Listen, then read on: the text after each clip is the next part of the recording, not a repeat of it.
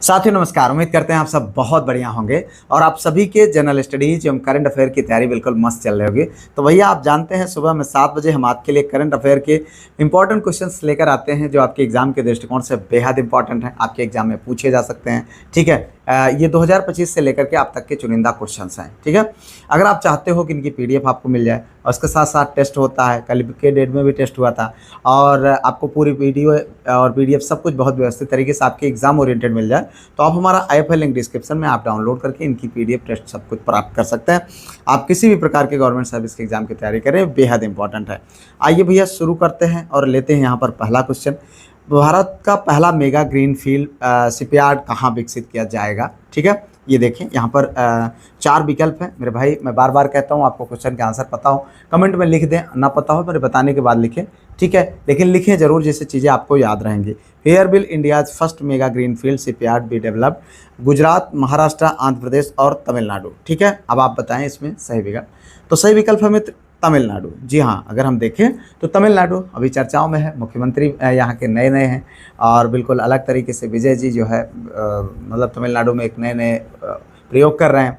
तो यहाँ पर देखिए भारत का पहला मेगा ग्रीन फील्ड शिपयार्ड जो लगेगा वो कहाँ पर लगेगा? तमिलनाडु में। ठीक है, ग्रीन फील्ड शिपयार्ड का अर्थ एक ऐसे नए शिपयार्ड से है जिसे शुरुआत में नई परियोजना के रूप में विकसित किया जाएगा। ठीक है, इसका उद्देश्य भारत की जहाज क्षमता और समुद्री अवसंरचना को और मजबूत करना है। ठीक है, इससे भारत में शिप बिल्डिंग और मरीन सेक्टर को बढ़ावा मिलने की उम्मीद है। तो ये तमिलनाडु में किया जाएगा, इसको आप ध्यान रखना, ये क्वेश्चन आपके लिए इंपॉर्टेंट है। ठीक है भाई, आगे देखो अगला क्वेश्चन। भारत और UAE के बीच का किस पर समझौता हुआ है?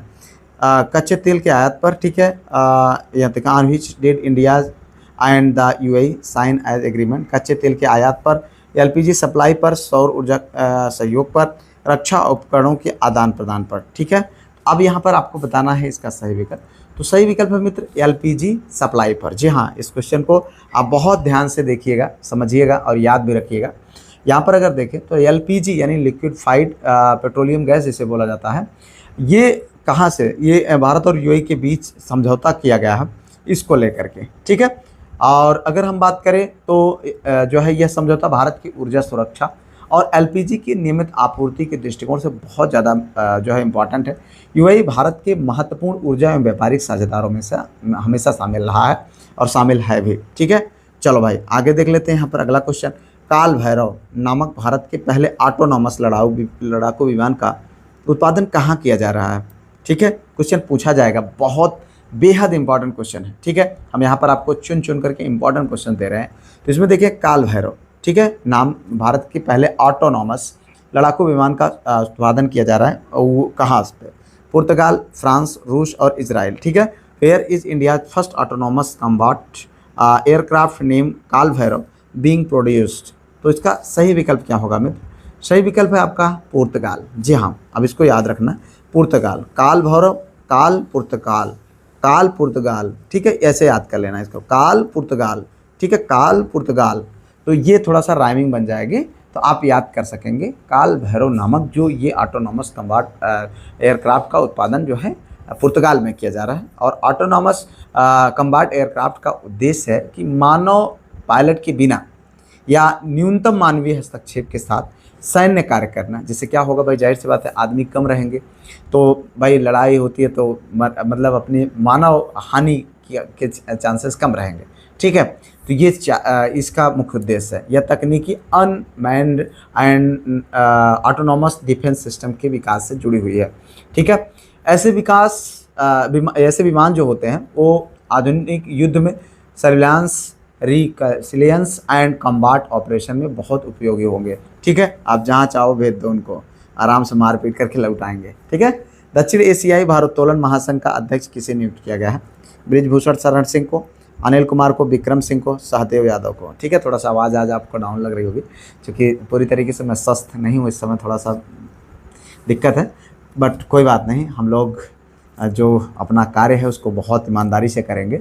यहाँ पर देखें जो सही विकल्प है मित्र वो है सहदेव यादव जी। जी हाँ, अभी जानते हैं बृजभूषण शरण सिंह जो है एशियाई मतलब जो भारोत्तोलन जो महासंघ है यानी कुश्ती महासंघ के लिए बहुत चर्चित रहे हैं। ठीक है, लेकिन यहाँ पर बात क्या हो रही है, एशियाई भारोत्तोलन महासंघ का अध्यक्ष की, तो कौन है, सहदेव यादव जी हैं।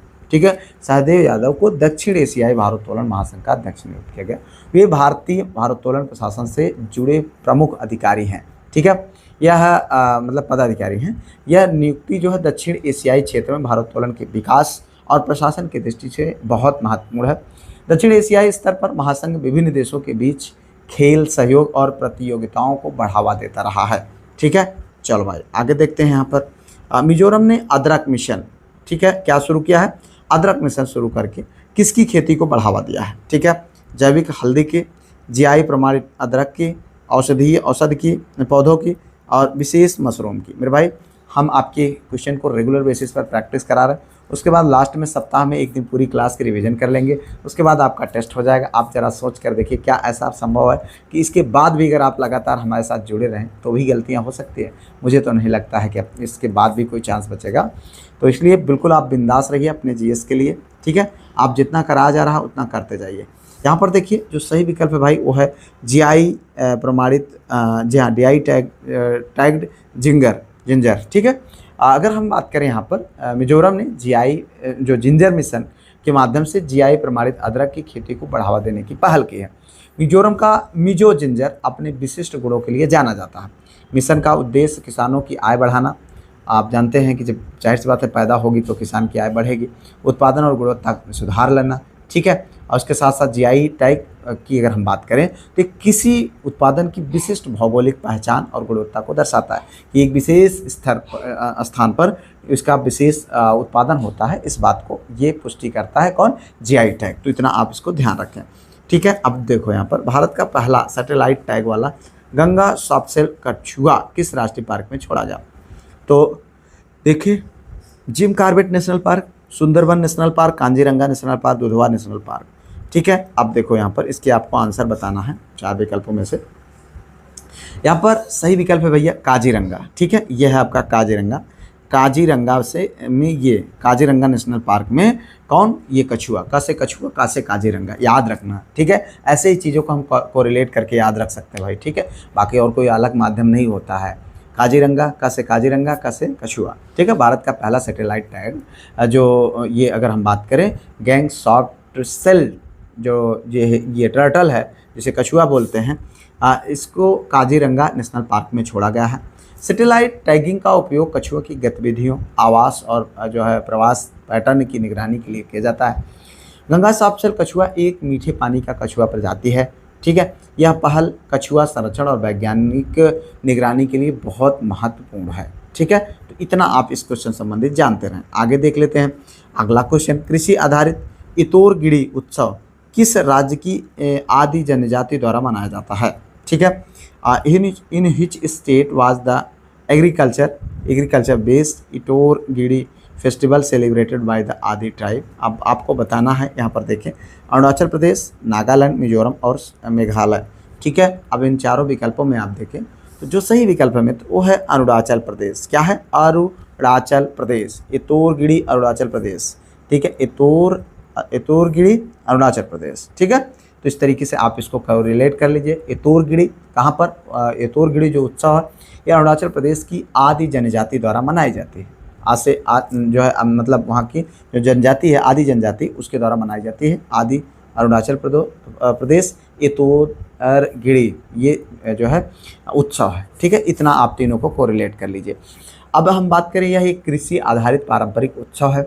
यह उत्सव आदि समुदाय की कृषि परंपराओं, प्राकृतिक और सामुदायिक जीवन से जुड़ा हुआ है। ठीक है, ऐसे पारंपरिक त्यौहार स्थानीय जनजातीय संस्कृति और विरासत के संरक्षण में महत्वपूर्ण भूमिका निभाते हैं। ठीक है, तो इतना आप इसको जानते रहें।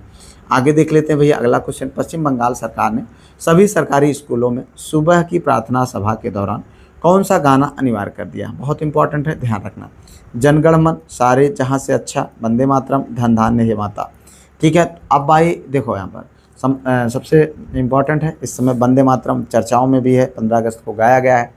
ठीक है, पूरी तरीके से पूरा, तो ये इम्पॉर्टेंट है, आप इसको ध्यान रखें। पश्चिम बंगाल सरकार ने पहली बार जो है सरकारी स्कूलों की सुबह की प्रार्थना में वंदे मातरम को अनिवार्य कर दिया।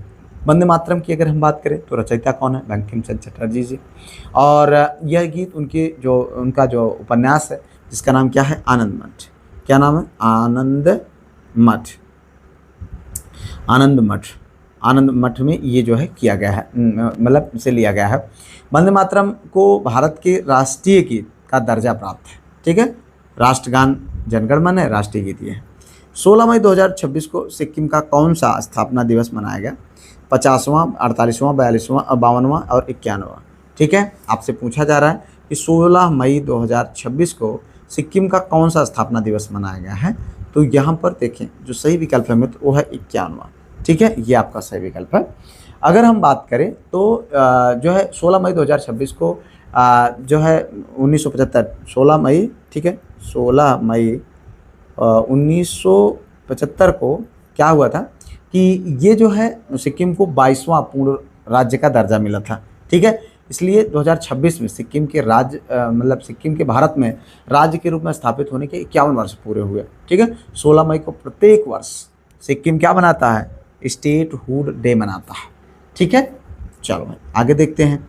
यहाँ पर भारत की पहली हाइड्रोजन बस सेवा कहाँ शुरू की गई? Where has India's first hydrogen bus service launch? Mumbai, Delhi, Bengaluru और हैदराबाद। ठीक है, चलो आप देखो यहाँ पर आपको बताना है सही विकल्प। तो देखिए यहाँ पर भारत की पहली जो हाइड्रोजन बस सेवा है वो कहाँ शुरू की गई है? दिल्ली में। ठीक है, कहाँ पर? दिल्ली में, क्योंकि दिल्ली सबसे ज़्यादा प्रदूषित शहर है और यहाँ पर ये शुरू किया गया है। हाइड्रोजन बसें हाइड्रोजन ईंधन सेल तकनीक का उपयोग करती हैं। फ्यूल सेल में हाइड्रोजन और ऑक्सीजन की रासायनिक अभिक्रिया से विद्युत उत्पन्न होती है और इसका प्रमुख लाभ कम कार्बन उत्सर्जन और स्वच्छ सार्वजनिक परिवहन यह भारत के ग्रीन मोबिलिटी और स्वच्छ ऊर्जा लक्ष्यों के अनुरूप है। तो इस तरीके से हम लोगों ने यहाँ पर इम्पॉर्टेंट क्वेश्चन को देखा जो आपके एग्जाम के दृष्टिकोण से बेहद इंपॉर्टेंट है। अगर आपको कोई सुझाव हो कमेंट जरूर करिएगा। वीडियो को like, channel subscribe, hype share तो कर ही लीजिएगा। ऐप को डाउनलोड करके इन सारी PDF को आप प्राप्त कर लीजिएगा। फिलहाल मिलते हैं किसी और वीडियो में किसी और टॉपिक पर, तब तक के लिए जय Hind, Vande Mataram, best of luck.